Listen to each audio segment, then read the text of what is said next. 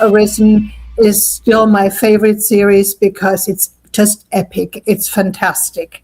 Yeah. Oh, bless you. So, That's yeah, it was just your masterpiece, I have to say. Even hey, get into it, thank goodness. Hey, Matt, welcome. Hello, Francis. For the longest time, I've always felt like just me talking at you, talking out on the screen was not ideal. It would be a lot of fun to have you guys jump in and make it more interactive. And good to see you too, brother. Anyway, so in theory, what this allows is if you're watching the live stream on Facebook, you can watch there, make comments, and I will see all the comments in the window I'm on. But if you would like to jump into the video yourself and interact directly and ask your questions live, which I'd absolutely love. Chris Stark says, there's one of my favorite authors ever in my 58 years on this planet. That's incredibly kind. Thanks, Chris. I'm lucky enough to, occasionally I have people say, oh yeah, you're my favorite author, and I think, Jesus, how lucky am I? Like, you could go your whole life. To be anybody's favorite author is an incredible honor and blessing. And I hope I'm worthy of it. Stu Farish says, can't jump on now. Wife has me doing stuff. But I'll throw some words or finished Stop Orders 3, and it was fucking awesome. Cool. Good to see you too, Francis. Charles done. What kind of Taylor's here? I am. Can you hear me? Yeah, live and in person.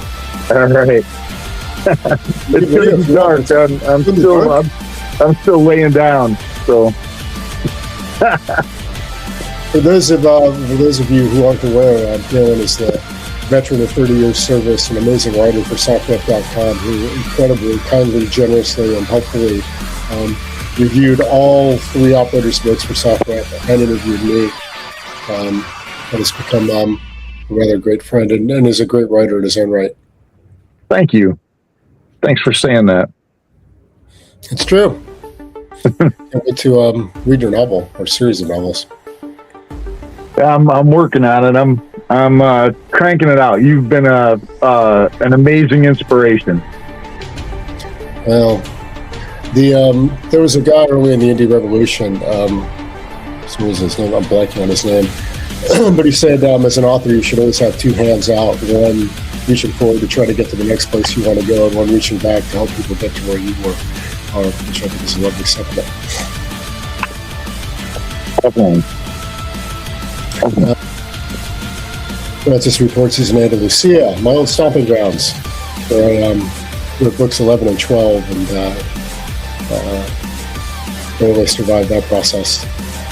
But I have very fond memories. In fact, it was 10 years ago that I made my exodus to southern Spain, 10 years ago this month. No, sorry, go ahead. Oh, sorry, you said exodus to, and I didn't hear you.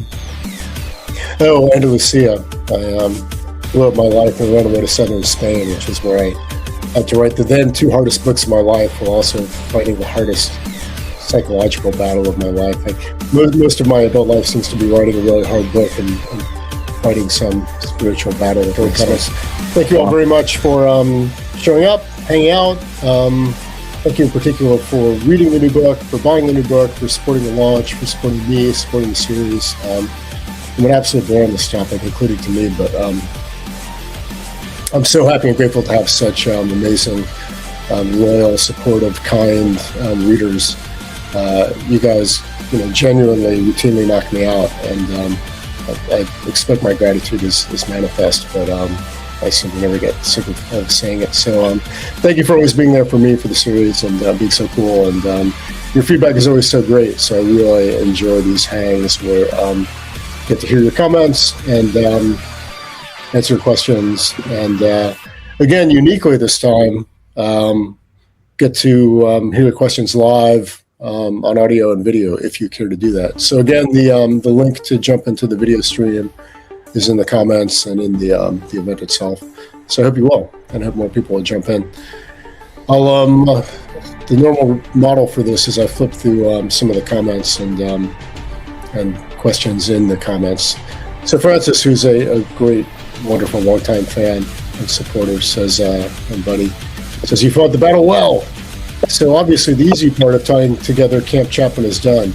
How far ahead do you sketch out main storylines? Hey, there's Galen. Super cool in a black hoodie. Yeah. So the answer to the question of how far ahead do I sketch out main storylines is all the way. Although I guess we're talking series and not books. So for any book or any writing cycle, which again this time was 2 books back to back, and I'll talk more about that. The story and design process encompasses that whole book or those whole 2 books. So I don't write a word until I know everything that's going to happen. But obviously stuff is also set up in advance, more advanced in series. So when I originally wrote the Battle of Camp Chapman in Arisen Last Stand, I thought that was it. That was just a standalone. There's a funny backstory to that, which is this anthology magazine came to me and commissioned it as a short story. And then we had kind of a weird falling out based on what they wanted and just like personalities. And I said, okay, screw you guys. This will just be a novella of my own.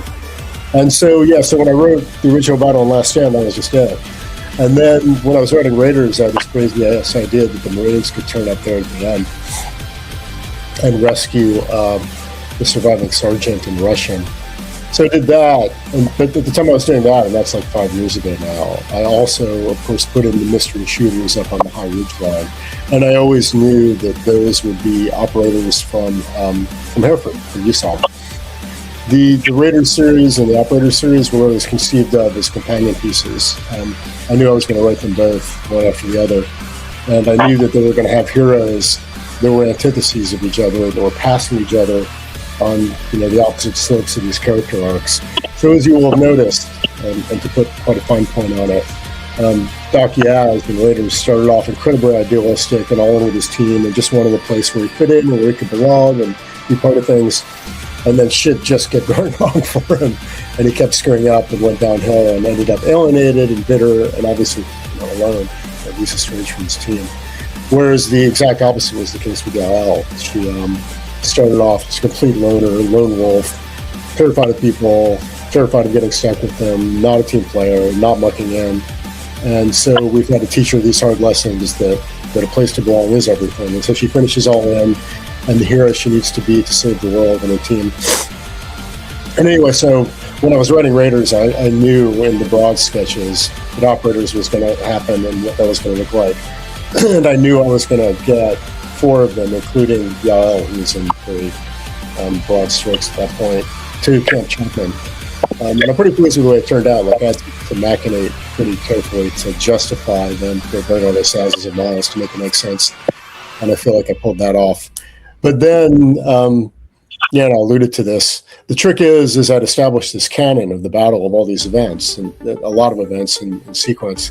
So whatever Yael and Allie and Pope and Avi's experience of that battle was, it had to be true to all the events that happened. And so I thought it was slightly clever that they were there for everything, even though when you read it the first 2 times, you didn't know they were there. But to design all that, I basically had to go meticulously through Last Stand and through Raiders Volume 3 and just map out all the events of the battle in sequence and all the locations, and then figure out where our new heroes were in relation to all of it and how they could respond to it. And there were a lot of problems with that. One was just purely logistical, like just the nuts and bolts of where and when everything was. And I confess I used AI for a little help with that. AI can now read your whole book and just give you summaries. So tell me everything that happened to these guys in sequence, and it's got a bullet list. And then the other problems were less expected and a little more subtle, like because all these things were happening and because the new heroes weren't really there the first time, there was the risk of them just being spectators to events and being very passive protagonists, which would have bored everyone. And so I had to figure out how to make them more active and do stuff. Some of that was just having them doing a lot of shooting in support of the prior heroes that the prior heroes were not aware of. And now you're like, that's how these guys stayed alive in impossible circumstances. And similarly, I had them go attack the outpost with the mortars. They ended up getting preempted, but that made them a little more active in the story. So it was an interesting challenge and took a long time. I've been living with these books a long time now, and I also apologize. I'm a little bit exhausted. As I alluded to previously, I've forgotten how much work book launches actually are, and I've really forgotten how much work double launches are. We do this all the time, so old school fans will remember. That was the model. So books 1 and 2 came out together. 7 and 8, 9 and 10, 11 and 12, 13 and 14, Raiders 1 and 2, Raiders 3 and 4. But the last time that Raiders 3 and 4 double launch, the last time I did that was it's like 4 years ago now, so I've kind of forgotten. And I didn't really intend to do it this time, but what happened was as I was doing the story design for the next unit, I realized I just had too much story there to literally fit in one book, and it was going to have to be two. Mm-hmm. I sort of retrenched all that. And the other trouble was the marketing agency I work with. I let them convince me to put up pre-orders for V3 at the time V2 came out. And this has commercial advantages, which is like everyone gets to the end of V2 and they can go and pre-order V3, and so you get all those pre-orders, which is great. But I also had a hard deadline for finishing what turned out to be not one, but two books. Mm-hmm. And so that was, not to complain, but a little bit stressful and taxing. Historically, the way I've operated is, it's a bit like my own backside, but it's like the book takes as long as it takes, and it's the length it wants to be, and it's done when it's done. And it goes out, it doesn't go out until it's as perfect as I can possibly make it. And this time, because there was the very hard deadline, I had to just fall back on that last principle. I wasn't going to let it go out until it was good enough. But that meant I was just like working straight through a lot of weekends to that deadline. And now I'm still doing it to try to hit the next deadline for the next book. Mm-hmm. Anyway, Galen, comments? Yeah. My monologue. What? I'm really looking forward to the Raiders version when I just can't imagine like you're running through this situation and folks are dying. Like how who's shooting at those people? They've got to like attribute some of these shots to like God or something. Like how is that even happening? I'm really looking forward to seeing it from the other perspective. Well, full disclosure, Galen has also volunteered to be a beta reader for me, which he's proved invaluable in that capacity. So he's actually read before, unlike everyone else listening to this. Yeah, it's a funny thing. I started story designing these books probably back in May of last year, and so we're living with the story for a long time. And like I knew when I was story designing, when I found the dividing point in the middle, and I was story designing V4 Stronghold, I was like, "This is fire, man! Readers are gonna like this. They're gonna lose their minds." And somewhere over the ensuing long months, I've kind of forgotten about all that. And it's just, but now as I'm doing the final editing process, I'm trying to remember this is pretty good material. I think people are gonna be pretty pleased. Yeah, I think. I mean, personally, to me, it's like when you've got a nice car when you're walking away from it, and you turn around and go, "That's a nice car." I really like that car. And it's similarly like when you haven't looked at a book for a while, and you start going through the material, you're like, what, this is pretty good. Like, all right. Yeah.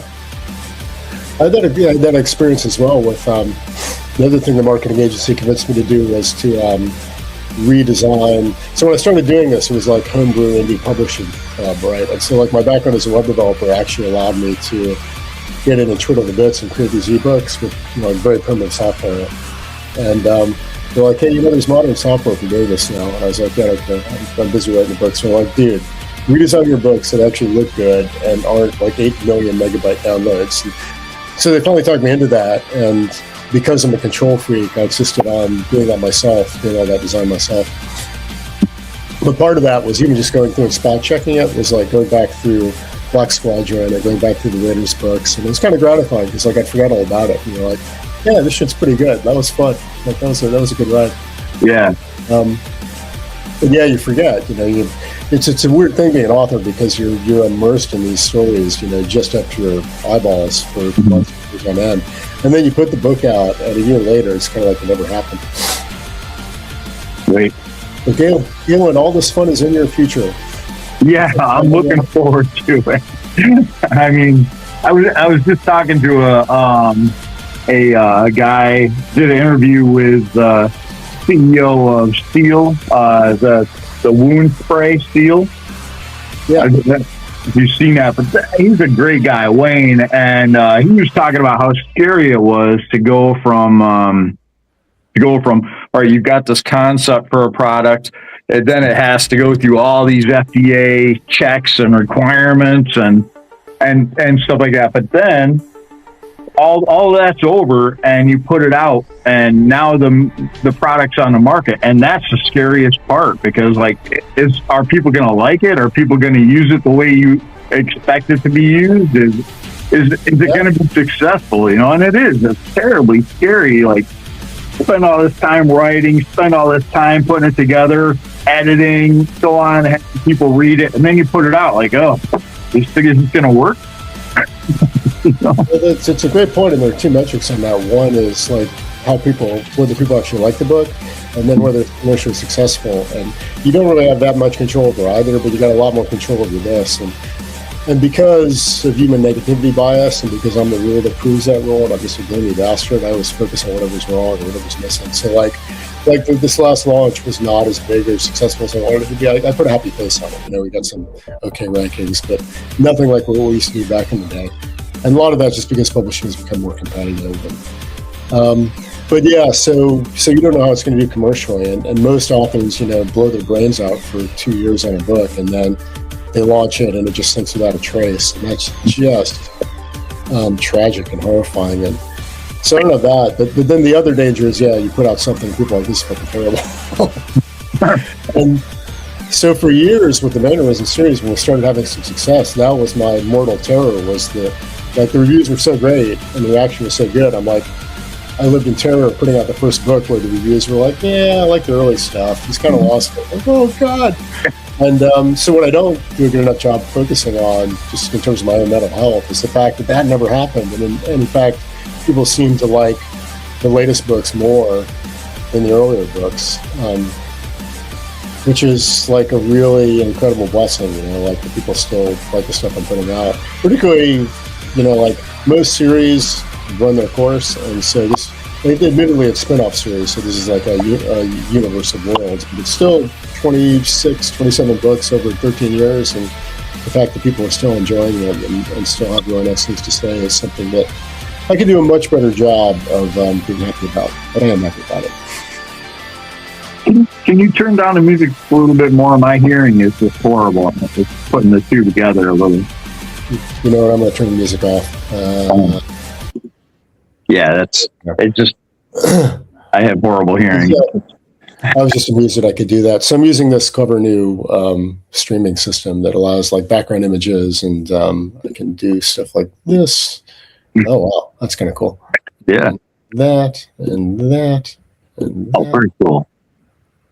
Yeah, so I got the background image and the comments come up. Speaking of the comments, Andrew Robbins asks, apologies if this has been asked already, but I asked my other favorite author the same question I'm going to ask you. Do you have any author or series that you enjoy reading that's in a similar genre as the Arisen world? And I'm so mortified whenever I get this question because, and I get it quite a lot, and my answer is terrible, which is that I really don't read in the genre I read in. So, Galen will appreciate this. You read the classics. So I read all this like mid-20th century English literature, Somerset Maugham and Graham Greene, and contemporary literary fiction, and shit that all my readers are going to hate. But Andrew, the one thing I can unreservedly recommend is Stephen Pressfield. So he's a great writer of military fiction. And he's also a great muse to anyone, you know, on the artist's path. And so he wrote a book called The Profession. Galen's read it, and it just blows the doors off. Like, it is just outstanding in terms of technical detail, in terms of like camaraderie and brotherhood and sacrifice. And I always tell people, drop my, if you like my stuff, go read The Profession. It's like it's like mine, but 5 times better. And then there's one other guy who was a special forces colonel who, Ralph Peters. He wrote The War After Armageddon, which is like militarily really, really solid. And like he projects out future technologies very well. And so I recommend that, Colonel Ralph Peters, The War After Armageddon. I feel like I've got a whole Pressfield shelf over here, but maybe I won't. I do too. I can go get it for you if you want. I'll just grab the Profession to have like a Oh, here it is. Yeah. Sorry, I've got off camera. That's the wall of military, by the way, the 8 billion volumes of military history, nonfiction, and particularly memoirs that, so this is backwards, but yeah. So couldn't recommend that enough. I'll just put that down. And we'll go back to the comments. Galen's disappeared. Oh, sorry. Well, This one's too. Afghan campaign's good. Gates of Fire. I haven't read it yet. Oh yeah. Gates of Fire, of course, is one of the greatest by him. And then Last of the Amazons. The amazing thing about Pressfield is you can go from Gates of Fire to Last of the Amazons. Doesn't seem like you're reading the same guy. It's just amazing stuff. Yeah, he's a bit of a chameleon in terms of writing style. He's done all kinds of stuff. Oh, I don't know if you've read his memoir. His memoir? No, I've read like all the self-help stuff. You know, The War of Art and Put Your Ass Where Your Heart Is and stuff like that. And yeah, The War of Art is priceless. Up there, I've got. I'm gonna see it. A hardcover edition, which I had to buy on eBay, because the paperback, which I also have right here, just doesn't do it justice with like the crap subtitle and the it's like marketing stuff. But it's like the Bible for anyone who does creative work. So I've read. Yeah, that I have read. That's good stuff. Just for your reader there. Sorry. Oh, I was just like you're the guy who made that comment. I don't remember his name. Mountain Man Keith C. Blackmore is also very good. Yeah, Galen's probably better to ask this question because he actually reads books in the genre, which I should do. One of the things I tell authors is read everything in your genre. I'm like, screw you.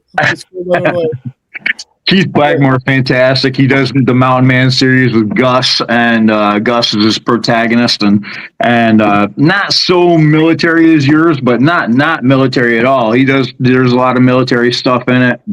His writing is great, and it's also read by R.C. Bray. So, yeah.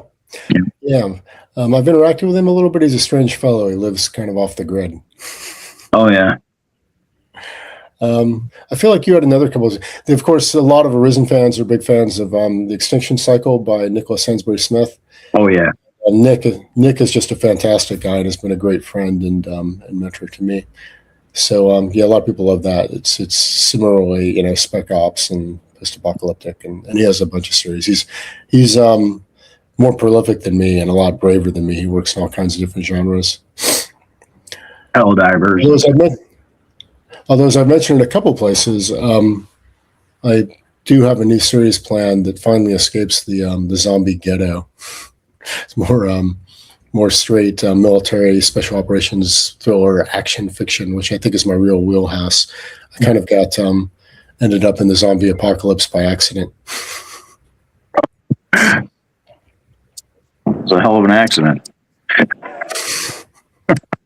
Well, there was I was complaining to my agency about like declining sales and stuff, but in particular I was like, I said, hey, can we do a hot wash or an AAR about like what went wrong with this launch? And like, nothing went wrong, you're fine, those rankings are perfectly respectable. Like, yeah, they're not what they used to be. And then they said, well, there are a lot more books on Amazon now than there used to be, so it's harder to achieve those high rankings. And they pointedly pointed out that there was a gigantic zombie boom when I got into this, like in the early mid 2010s, and that zombie boom is over. I hope not completely, because my book's coming out with zombies. So, oh, I didn't realize. I owe you some email. Galen and I occasionally talk shop, which is a lot of fun. But I should pay better attention. Your storylines sound great. Your characters sound great. Thank you. I hope so. They've been. Like I was saying, I've been trying to write for that guy since I was in my 20s. He was in his 20s when I started writing for him. And now, the book's not even out. And so when I started this book, I was just like talking to him almost, like, dude, he was just like, dude, finally finish this thing. You've been putting me through the beginning of this book for decades. Seriously, finish it. That's funny. So two things. Yeah, like when I was trying to write the climax and conclusion of the main series, books 13 and 14, which was by far the hardest thing I've ever done or ever will do. I remember saying at one point, like, what keeps me going? And I'm like, well, obviously my devotion to the readers who deserve an end to the story, but also my devotion to the characters. Like, I can't let those guys down. Right. They've been walking through a harder hell than I have. Yes. But it is also funny how you tend to write characters your own age, and so as you get older, your characters' ages creep up as well. True story. We've had a couple of new people jump in. Definitely in the market for questions in the comments, so you can either just type those right below the window, and I will see them and happily field them and answer them. Or if you're feeling super ambitious and brave, you can click on the link to jump into the StreamYard stream and ask your questions live, in person, on video. We've got 3 new joiners to the live stream. You missed the cool music. You missed me babbling on about how grateful I am to have such amazing readers and fans. But we'll hang out a little longer and hope for some more questions. Do you want to jump into the breach, Galen? What do you imagine people want to know? What do I imagine people want to know? Like how far away, like, because Yael and in Raiders, they both start pre-Arisen, so it seems like there's like 14 books from Arisen to where the climax of Arisen happens, and then are we planning like 17 books of both operators and raiders? Yeah, no, it's a great question, and it's funny because James Coppinger, who's not just a reader and fan and great guy, but a Marine, which, like, I'm always so thrilled to have Marines for readers. I'm thrilled to have any military personnel, former veterans, active duty, in some cases deployed guys. That's always the ultimate validation when they say, yeah, you actually get the details right. And so I love interacting with those guys. And that's actually, for a long time, been the best part of this job, is getting to meet some of these people and to become friends with some of them as well, which is a real privilege. Anyway, so James has been around a long time, and I love looking at his as I am right now, his Facebook profile photo and his dress blues, which you can actually see in the corner of the screen. So he asked basically the same question: where does the story go from here? Any other prequels or story arcs? So at the risk of ruining the surprise, this writing cycle of Ops V3 and V4 is the penultimate cycle. So Operators was originally going to be 3 really long books. Raiders was 5 short ones, and then I very belatedly got the memo from Podium Entertainment, the audiobook people. They're like, people don't buy short audiobooks. They want long audiobooks to make their Audible token worth it. And I'm like, fine. I'm running serial fiction. I can break it up anyway. I'll write you long books. So the first 2 Operators books were really long. And then, so it was originally going to be 3. And then it was going to be 4, and now it's going to be 5, and now it's going to be 6, I think. So what happened was, as I said, what was going to be this 3rd book turned out to be a lot more material and needed to be 2. And then I kind of thought I could bring it home with 1 more and have it be 5 like Raiders, but I'm already getting my own memo that that's probably not going to work, and I've got enough great stuff, great material to bring it. To do it justice, I think I needed 2 more. So Operators will ultimately be 6 books. And then this is probably what no one really wants to hear, is that's probably it for Arisen. Like, it's been a long, great road, and it's a great wrapping up point, because as many of you will have anticipated or inferred from my comments, Operators ends right where the main series does. So as you will recall, the Operators from USOC show up in the big convoy at the very end for the final battle at CENTCOM. And although Yael and Echo Team were not depicted specifically in books 13 and 14, they were there, there. So the end of Operators will be showing that battle from their perspective. And I think it worked out pretty well, because it was expressed pretty sketchily. USOC is fighting on the right side of the wall, and they've got like this many Operators, and so I laid the outlines of it way back then. I said, like, there are 2 KSK Operators and a couple from Syria at Maktal, and now we know who those are, and a few from French GIGN, and Anyway, so long story, slightly less rambling. Operators will wind up with the final battle, saving the world, Yael's soul reclaimed, and then I think that's it for Arisen, and then we move on. And then, yeah, we put this thing to bed 15 years later. It's been... It's funny, Beth and I are watching Game of Thrones again right now, and that's a story of a pretty similar scale. And if you look at interviews of the people who are in that, they're like, yeah, I spent my entire 20s doing Game of Thrones. Right. In my case, it's going to be my entire 40s and half of my 50s doing Arisen. As I also like to quip at the time, Glenn and I knocked out the entire main Arisen series whilst everyone was still waiting for George R.R. Martin's next book. One book. Oh, yeah. And Arisen is long, and even at that point, Arisen was longer than A Song of Ice and Fire. So I felt pretty smug for that. And so when you're framing these things, like, well, you talk about, like, you put Yael and everybody into the last battle of Arisen. When you're writing, did you start like with the very end? Like, this is how the end works. These are all the characters I want at the end. And then, I mean, how complete was your framing when you started this thing, when you sat down and write it? Talking about the main series?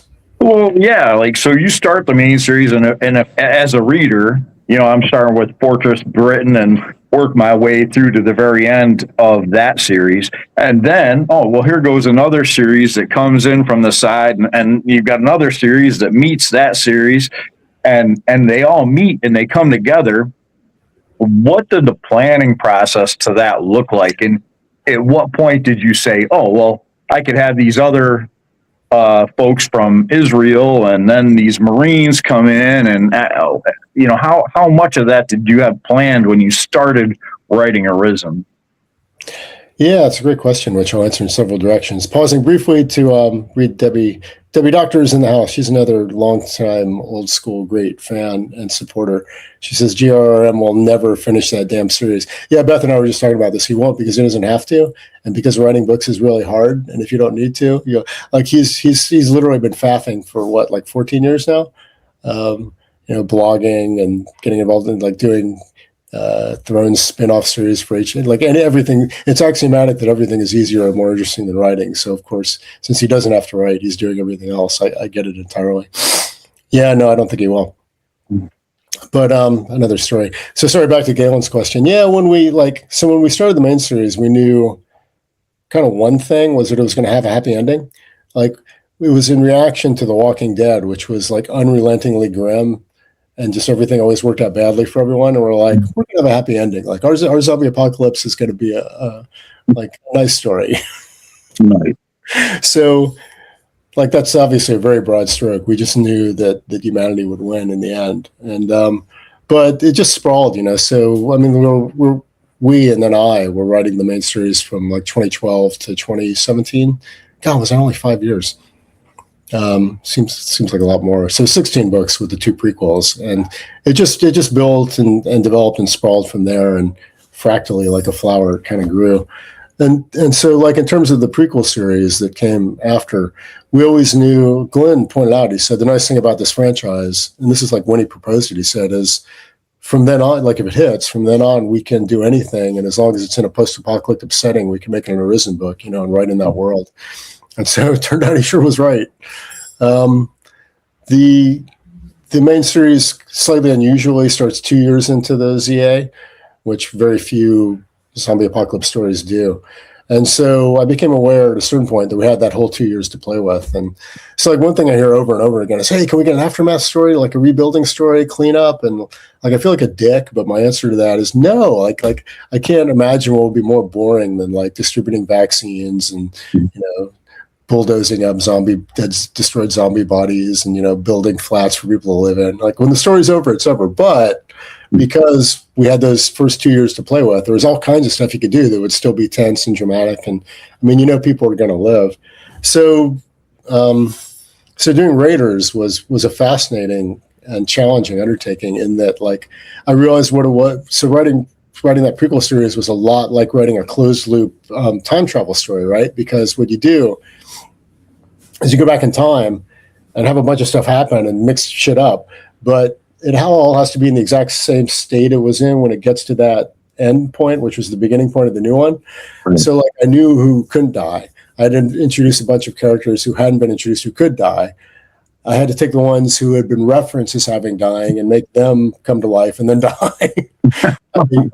Another challenge I face is like I like doing very current military technology and hardware and aircraft and vehicles and weapon systems, and but time goes by, right? So like in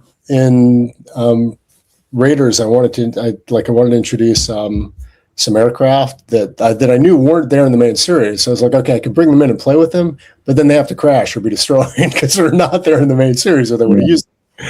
So there was all this puzzle solving. It was kind of fun.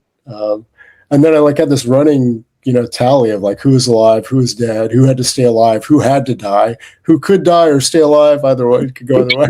Holy smoke. It's pretty open. It's pretty open because, like you said, like when you got to the end of Arisen, you didn't really point at Yael and her crew or team. So as the reader now, like I'm like, Abby, I don't remember Abby. Like I hope he makes it. He seems like a good guy, but I don't know.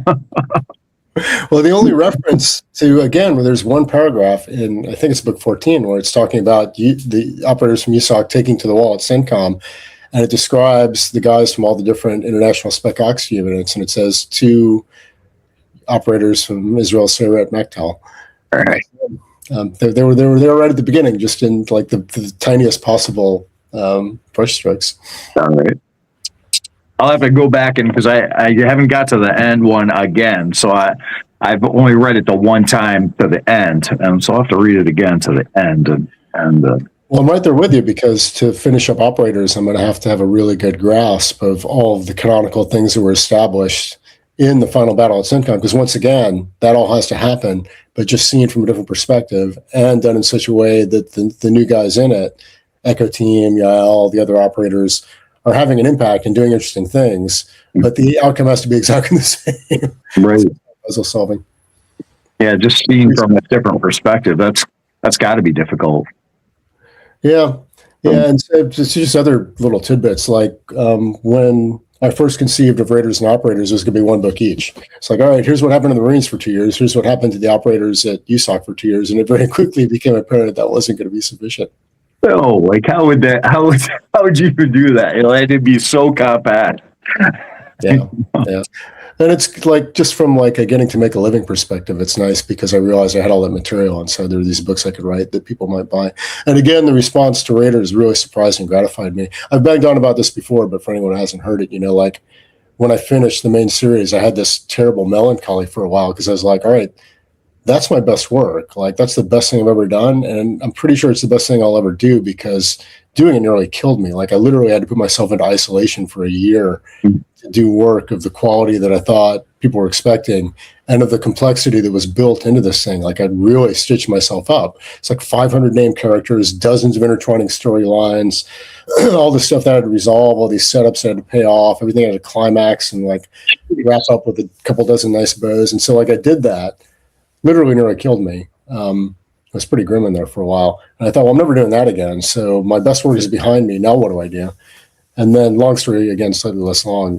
When people tell me that they're like Raiders better than the main series, I'm like, shit, I did not see that coming, but damn, am I lucky. That's awesome. Yeah. It's amazing work. Amazing. Harry Frickleton, which is a new name to me, but you're very welcome, Harry, says, do you think you'll ever do a story about the Royal Marines journey from Journey home at the start of the ZA? Yeah, that's a hardy perennial as well. People always want to hear that story. And every time I get that question, I refer it to Glenn, because I really feel like that's his story to tell. Those were initially his characters, and he set them up there. And I think he ought to do that. I think it'd be great. I don't think I will, both because it's not my story to tell, and I feel like I've just got different stories to tell. But yeah, the demand's certainly there. I get that, not every week, but certainly a few times a year people ask that. Yeah, those were great characters. And then, like when I took them over, it was they were a lot of fun to work with. Jameson was always a great character. One thing I've never stopped getting grief for is there are plenty of readers who never forgive me for killing off Jameson. That was possibly the worst thing I've ever done. So Debbie says, when I first started reading your books, I kept track of characters in a notebook. That's very kind. Someone asked me that like 2 days ago. They're like, you think you could do like a little annex or almanac with like just a list of characters and their backstories? And I said, that sounds like a job for AI. I got other shit to do. James comes back and asks, do you use a whiteboard to keep track of the characters? What's the method you use to keep track of? I use an absolutely indispensable and amazing piece of software called Scrivener. Do you have it, Galen? I have it, but to be honest, I've got it on my tablet, and it's hard to write on my tablet, so I don't use it very much. I just use Word. Well, yeah, if you're taking advice from me, you need to get with Scrivener on the desktop. It's probably the most popular software for nonfiction writers and for novelists and screenwriters. There's a variety, but it's just a powerhouse. And so I could do a screen share, but so James knows it. Yeah, so it allows you to do all kinds of stuff like split screens and then like tabs with notes and then like a corkboard view with virtual note cards tacked on a virtual corkboard, which you can move around. And in the past, I've published like screenshots of like the story design document. And so like books 13 and 14, I did a rough count, and so that project had literally 1,000 documents in it between like step outlines and beat cards and notes and character files, and there were literally 1,000 documents in this just to write 2 books. Yeah, I don't know if I'm smart enough to keep up with all that stuff. It's just like I don't know. Well, that's why you need the prosthesis. It's your second brain, and I know this is controversial, but like I couldn't work without AI at this point. The context windows are big enough that they can actually read everything and just keep it all in mind. And so like the 2 I work with know the series pretty well. So I've been working with Arwen, who's our, version of ChatGPT since Ops V1. And she knows enough about the books now that she's just always in the picture and makes great suggestions. And so like when I need things when, like I need marketing materials. So she wrote if you go to the book pages on Amazon for V3 and V4, she basically wrote those. I mean, I did some editing of them, but and this started a while ago. So like, I'm trying to remember what happened, but like when I wrote Nemesis after book 8, the series was going well enough that I just basically punted on doing a description for the book. I just, like had a couple of lines, like this is a cool book. And then I needed actual description for it for something. I can't remember what, but I didn't remember the book at all. And I was like, I'm not going to reread that book. And at that point, and this is a couple of years ago now, Claude had gotten like a big enough context window to read a whole book. And I was like, hey, can you summarize my book for me? Wow. It's like, yeah, that's pretty good. Thanks. Cool. Okay. Well, but yeah, I can't recommend Scrivener enough. I couldn't work without it. But it allows you to do a lot of things. Like you keep your notes all in one place. It does multimedia, so you can have image files, maps, video files, links to other stuff. But what's invaluable is just a split window. So when I do the story design, that goes in several phases. It starts as notes. It becomes step outlines, which become more detailed step outlines. Then the step outlines get turned into beat cards. And then the beat cards get optimized and finalized, and then all the notes files get poured into the right beat cards, so they're all there. But then when you're writing, you've got a composition window on the left, and then you've got the beat card on the right with all of the notes, and that's the material that pours into the chapter that you're working on. And that alone is pretty priceless. Man, you should do a class on it. Well, that's been suggested. I feel like teaching is the death of being a practitioner, though. So we've got a new joiner. I'm going to butcher your name. I'm sorry. It's Tope Alusanya. He says, hi, I think Arisen is the best ZA series, and I think I've read them all. Thanks, man. I appreciate it. I've always wanted to ask about the 2 Royal Marines that were stranded in Russia after the mission to rescue the scientists. My take is there should be a spin-off or novella about how they made it back to Britain. I could be wrong here, but I feel like they did make it back to Britain in book 14. Did I leave anybody behind, or wasn't it just guys who got killed? Block on that one. Phone a block on it. I don't remember. I think I need to ask the AI. But they flew into CENTCOM at the end. It was Eli and a couple of others. So there was one that was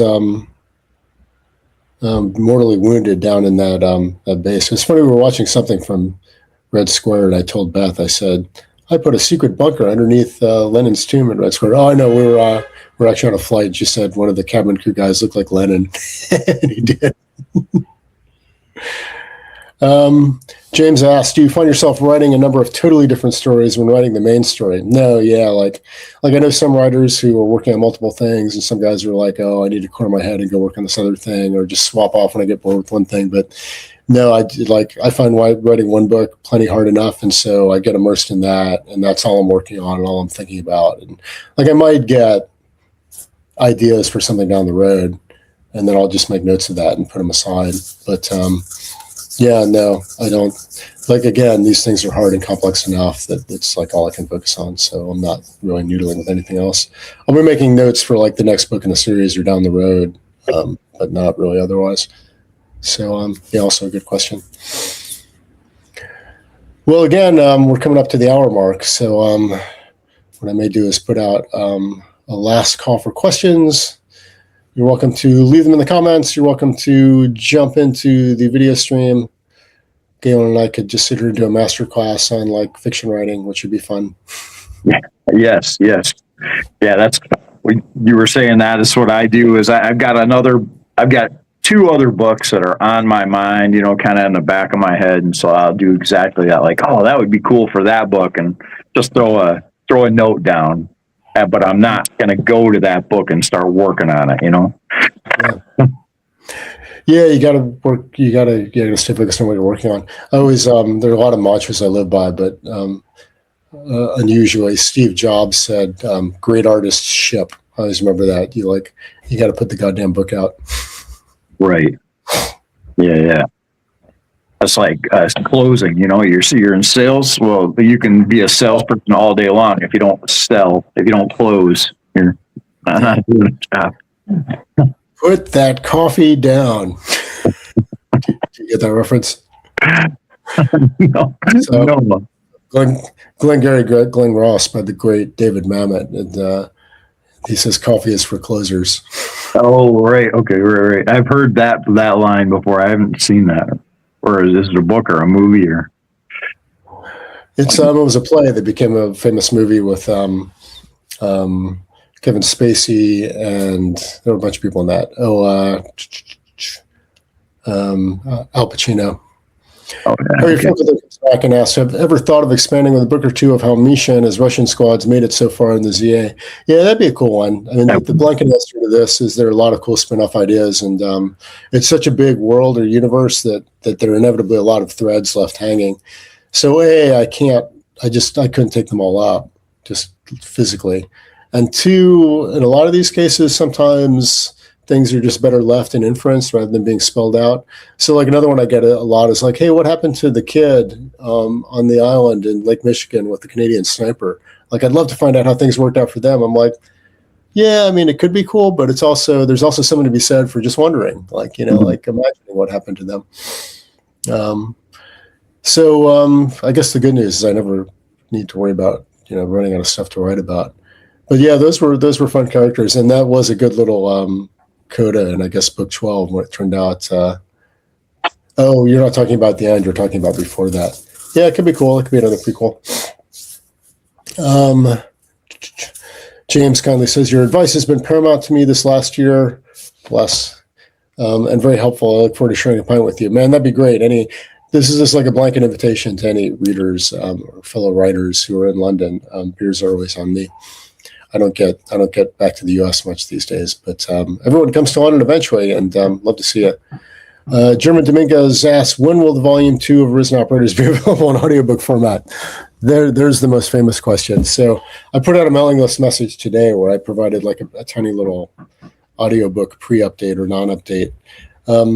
So it's a wonderful problem to have, and I try not to complain about it, but I literally get the questions about Raiders V5 in audio, Ops V2 and V3 in audio, in every format known to man, approximately once every 5 seconds. And I try to answer them personally and not be too touchy about it. The touchy version is, if I had any news, I would have announced it. The other problem is I just have no control over it. And the other problem is I don't have any good answer to you. So like if you're listening to this and you're waiting for the audiobooks, I'm so sorry. I know you've been waiting forever. It's an absolute scandal. So Raiders, the ebook and paperback and hardback of Raiders V5 literally came out 3.5 years ago, which might be a record for longest delay for an audiobook of all time. But it is coming. R.C. Bray is still doing it. As for the remaining Ops books, those are going to come out. I'm going to have some news on that. We're waiting to like sort of announce it in the right way. But you probably see where this is going, but I'm not going to ruin it for you. So the short answer is I can't tell you when Ops V2 will be available on audio, but the delay is not going to be as insane, and it will be relatively soon. And they will should all be coming in short order after that. So I will make a gigantic announcement of some news about that, hopefully quite soon. But we want to announce it in the right way. So yeah, sorry to leave you hanging, and I love your audiobook, folks, and want to get this out there. Okay, we're over the hour mark. It's been a great night. I always love seeing everyone. Galen, thank you for tag teaming with me on this, and thank you so much to everyone who came. Thank you to everyone who's read V2 and V3 as well, and supported that launch. I'm really excited about V4, aside from being too exhausted to be excited, but I think you're going to get a big kick out of it. It is it's basically a giant book-long set-piece battle, and as you will have intuited, it involves two of your all-time favorite characters, Bread and Juice, and but it is really something. Oh, circling back, I forgot to mention. So like bringing characters back to life has been a lot of fun with the prequel series as well, because Pope died way too early. He was an interesting character, but wasn't developed at all, and now he has. Ainsley and Henno got to come back. But I'm babbling now, so yeah, I just want to say thank you to everyone who turned up. Thank you to everyone who reads. Love seeing your feedback. The reviews have been amazing. Thank you and good night as well to you, Harry. Cheers, James. Always a pleasure. And always a pleasure, Galen. And great to see everyone. And really appreciate it. And I will turn on the outro music. Feel better. Everyone, well, let's love. Okay.